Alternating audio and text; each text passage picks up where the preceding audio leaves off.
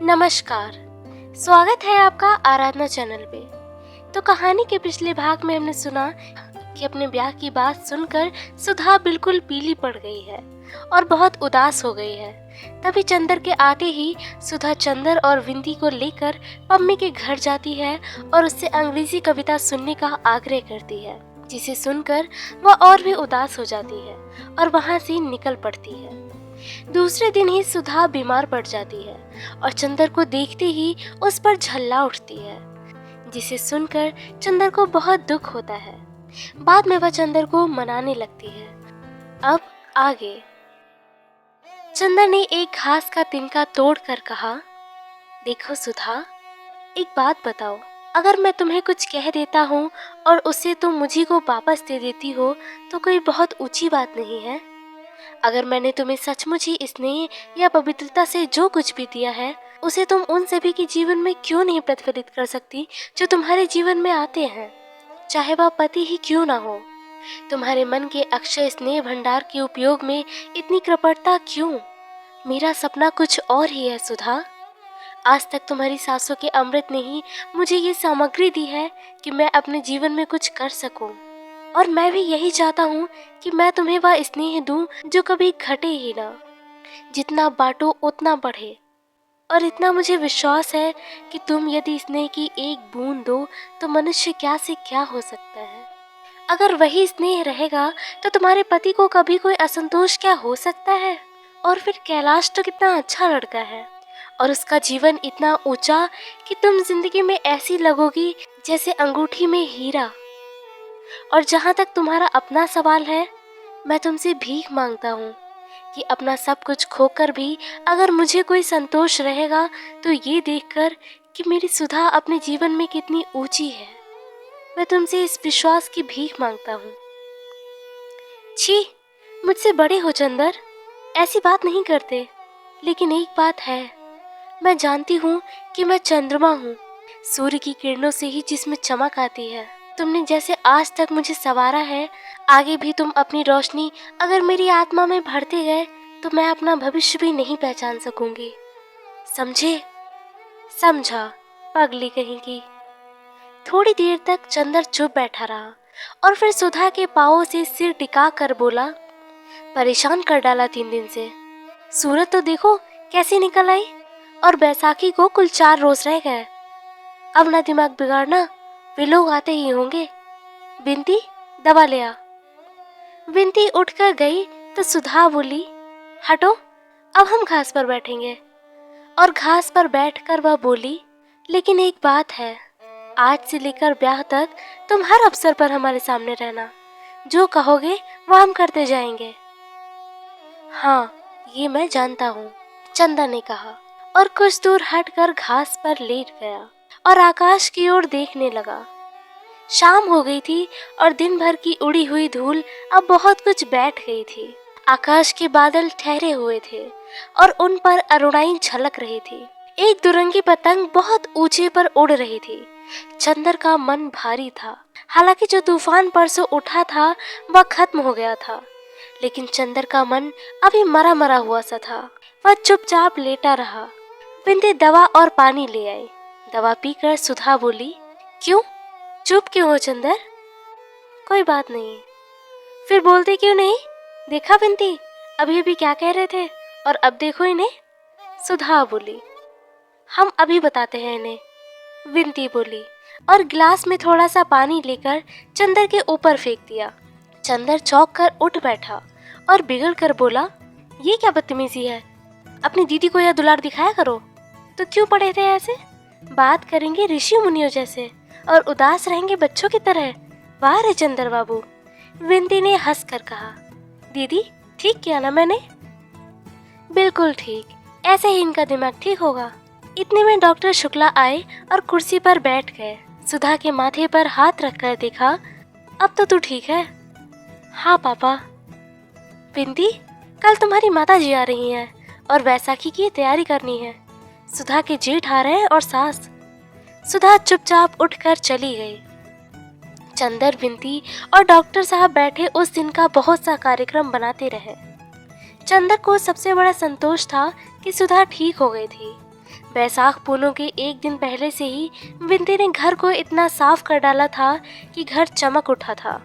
यह बात तो दूसरी है कि स्टडी रूम की सफाई करते समय विंती ने चंदर के बहुत से कागज बुहार कर फेंक दिए थे और आंगन धोते वक्त उसने चंदर के कपड़ों को छींटों से तर दिया था।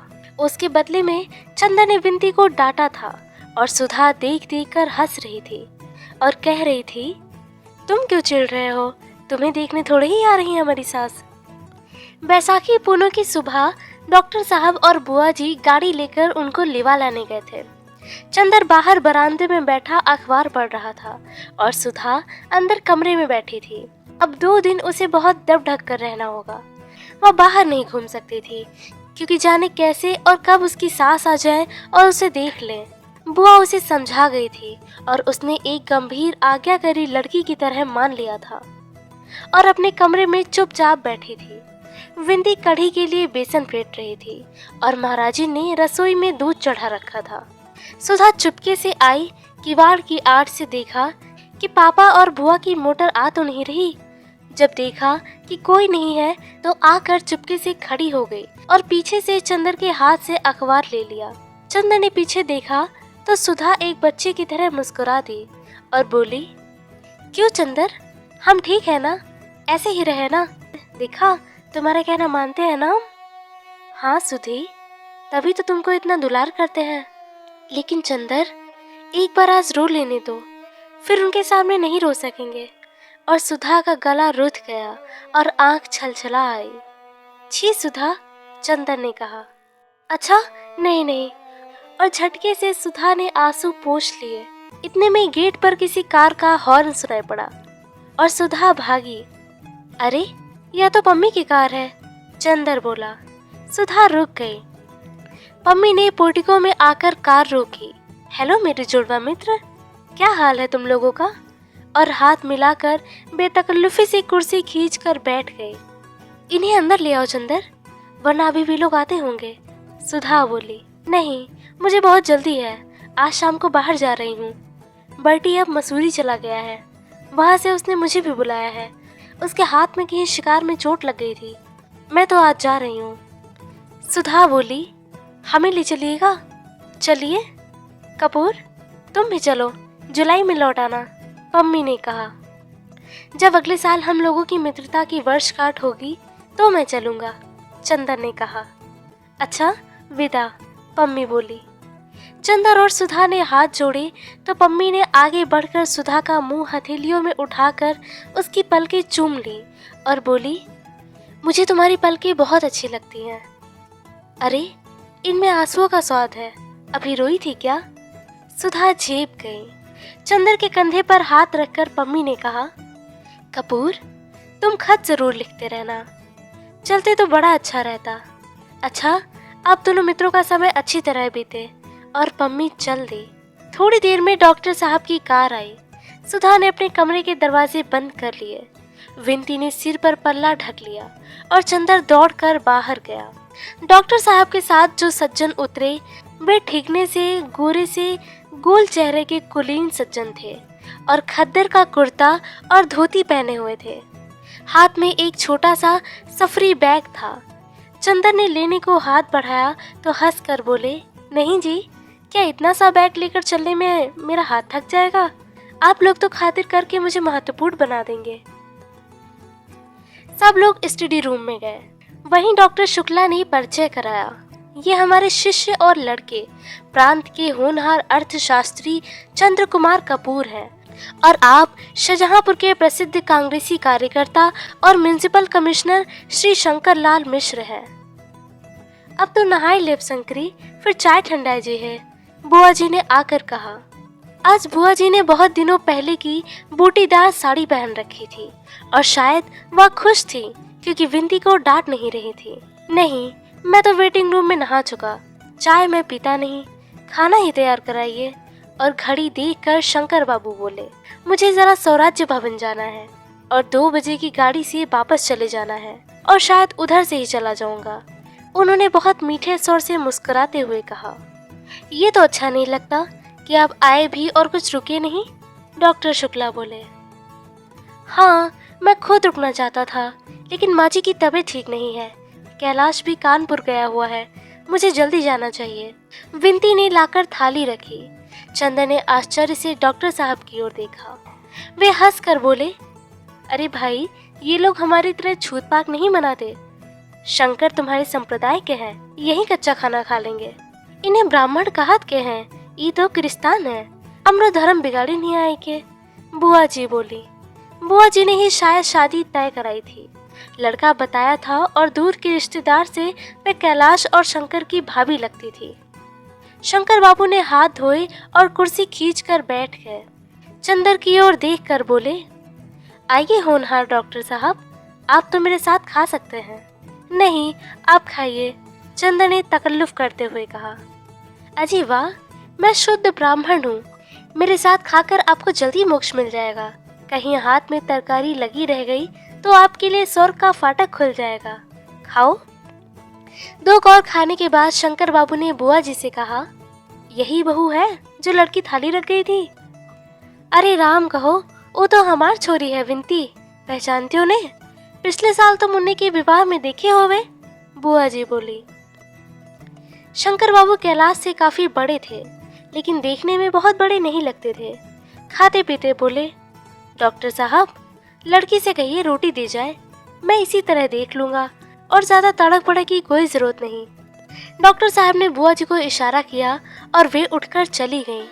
थोड़ी देर में सुधा आई, सादी सफेद धोती पहने, हाथ में रोटी लिए, दरवाजे पर आकर हिचकी, फिर आकर चंदर से बोली, रोटी लोगे? और बिना चंदर की आवाज सुने रोटी चंदर के आगे रख कर बोली, और क्या चाहिए? मुझे कढ़ी चाहिए, शंकर बाबू ने कहा। सुधा गई और कढ़ी ले आई, शंकर बाबू के सामने रख दी। शंकर बाबू ने आंखें उठाकर सुधा की ओर देखा। सुधा ने निगाहें नीची कर ली और चली गई। बहुत अच्छी है लड़की, शंकर बाबू ने कहा। इतनी पढ़ी लिखी लड़की में इतनी शर्म लिहाज नहीं मिलती। सचमुच जैसे आपकी एक ही लड़की थी, आपने उसे खूब बनाया है। कैलाश की बिल्कुल योग्य लड़की है। या तो कहिए डॉक्टर साहब कि शिष्टा प्रबल होती है, वरना हमारा कहाँ सौभाग्य था। जब से मेरी पत्नी मरी तभी से माताजी कैलाश के विवाह की जिद कर रही हैं। कैलाश अंतरजातीय विवाह करना चाहता था, लेकिन हमें तो हमारी जाति में ही इतना अच्छा संबंध मिल गया। तो तोहरे अभिन कौन बैसावा लग गई? तू हो काहे नहीं बहुरे ले होते? सुधी के अकेल मन न लगी, बुआ जी बोली। शंकर बाबू कुछ बोले नहीं। खाना खाकर उन्होंने हाथ धोए और घड़ी देखी। अब थोड़ा सो लूं या जाने दीजिए, आइए बातें करें हम और आप, उन्होंने चंदर से कहा। 1 बजे तक चंदर शंकर बाबू से बातें करता रहा और डॉक्टर साहब सुधा वगैरह खाना खाते रहे। शंकर बाबू बहुत हंसमुख थे और बहुत बातूनी भी। चंदर को तो कैलाश से भी ज़्यादा शंकर बाबू पसंद आए। बातें करने से मालूम हुआ कि शंकर बाबू की आयु अभी 30 वर्ष से अधिक की नहीं है। एक 5 वर्ष का बच्चा है और उसी के होने में उनकी पत्नी मर गई। अब वे विवाह नहीं करेंगे। वे गांधीवादी हैं और कांग्रेस के प्रमुख स्थानीय कार्यकर्ता हैं और म्युनिसिपल कमिश्नर है। घर के जमींदार हैं। कैलाश बरेली में पढ़ता है। अब भी कैलाश का कोई इरादा किसी प्रकार की नौकरी या व्यापार करने का नहीं है। वह मजदूरों के लिए साप्ताहिक पत्र निकालने का इरादा कर रहा है।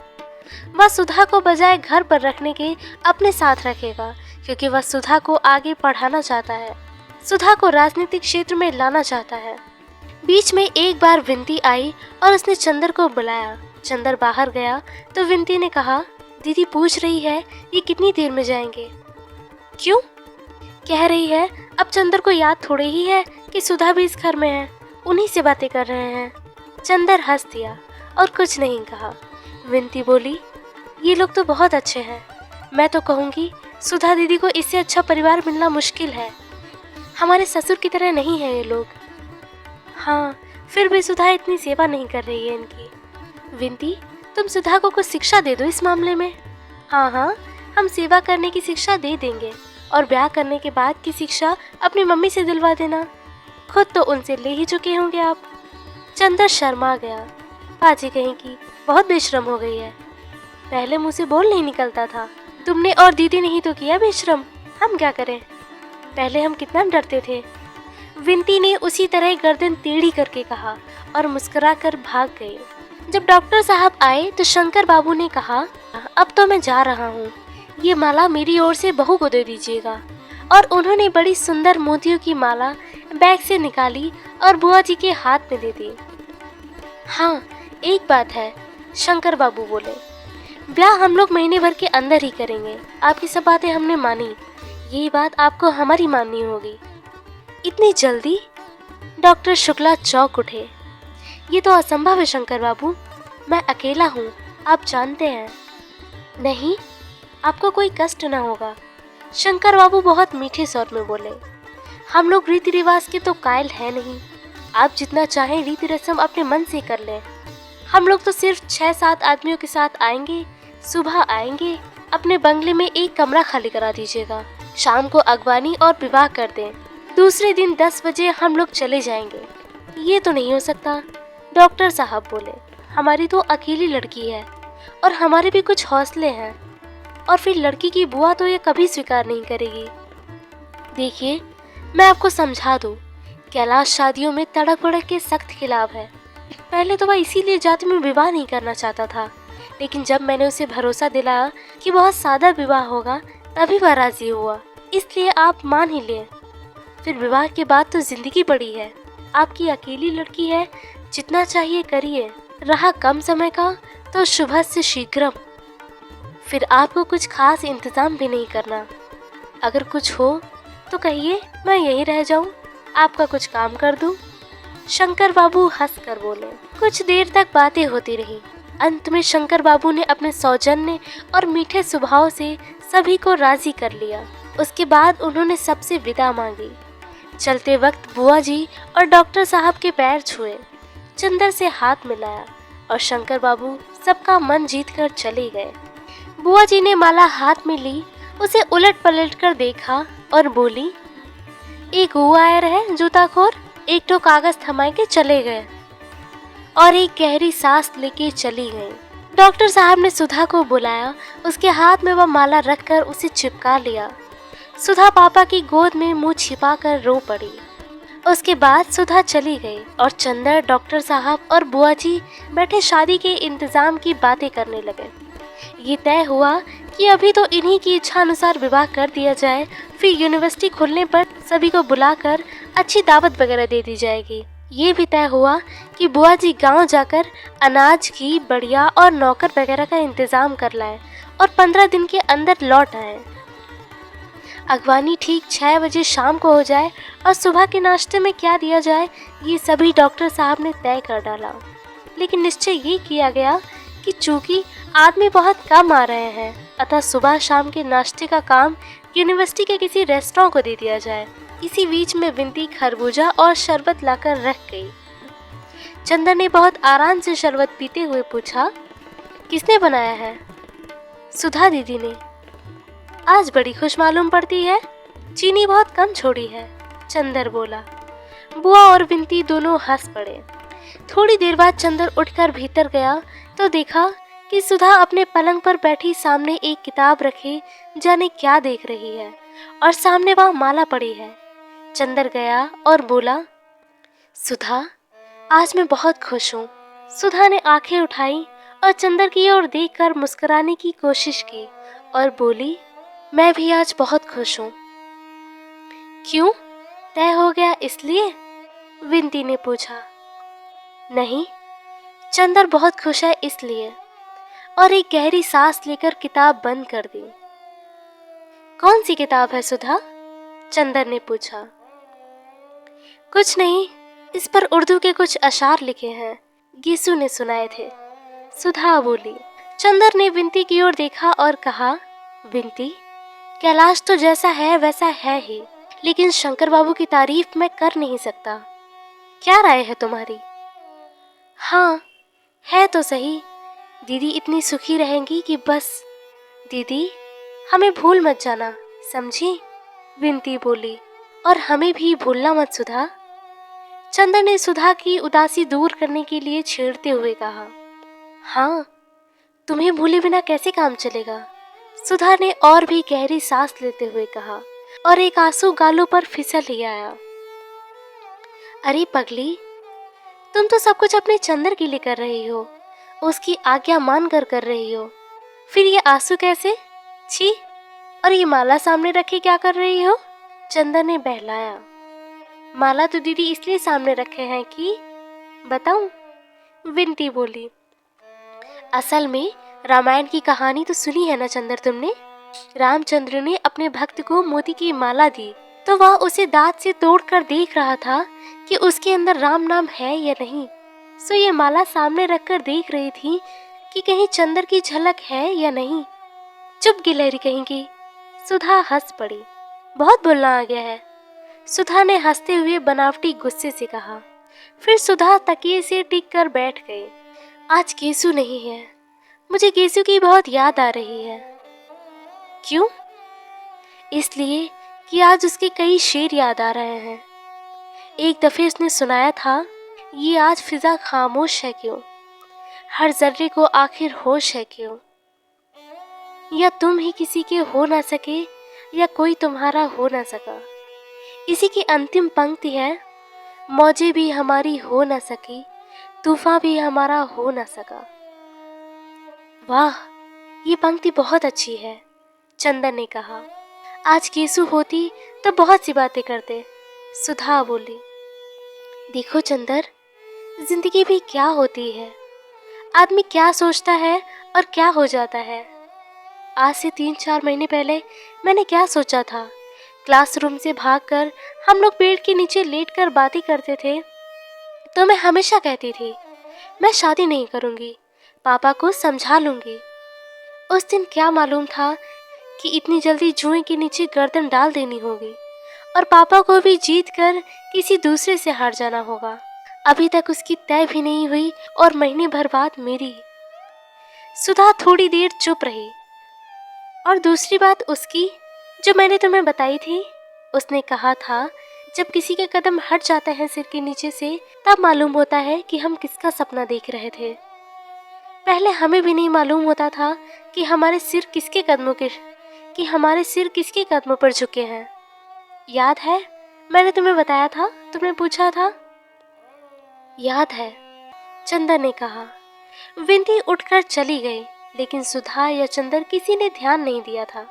चंदर बोला, लेकिन सुधा, इन बातों को सोचने से क्या फायदा? आगे का रास्ता सामने है, बढ़ो। हाँ, सो तो है ही देवता मेरे। कभी कभी जाने कितनी ही पुरानी बातें मन में आ जाती है और मन करता है कि मैं सोचती जाऊं। जाने क्यों मन को बड़ा संतोष मिलता है। और चंदर, जब मैं वहां रहूंगी तुमसे दूर तो इन्हीं स्मृतियों के अलावा और क्या शेष रहेगा?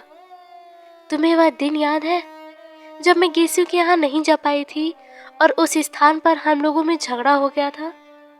चंदर, वहाँ सब कुछ है, लेकिन मैं लड़ूंगी झगड़ूंगी किससे वहाँ? चंदर एक फीकी हंसी हंस कर बोला, अब क्या जन्म भर बच्ची ही बनी रहोगी? हाँ चंदर, चाहती तो यही थी, लेकिन जिंदगी तो जबरदस्ती सब कुछ छीन लेती है और बदले में कुछ भी नहीं देती। आओ चलो लॉन पर चलें, शाम को तुमसे बातें ही करेंगे।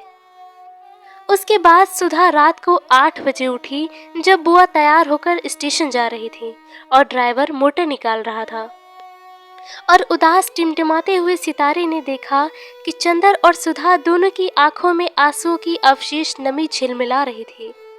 उठते हुए सुधा ने क्षण भर चंदर की ओर देखा। चंदर ने सिर झुका लिया और बहुत उदास आवाज में कहा, चलो सुधा, बहुत देर कर दी हम लोगों ने। अब मिलते हैं आपसे कहानी के अगले भाग में। आगे सुनने के लिए बने रहिए हमारे चैनल आराधना के साथ और कमेंट करिए हमें उन किताबों के नाम जो आप सुनना चाहते हैं। धन्यवाद।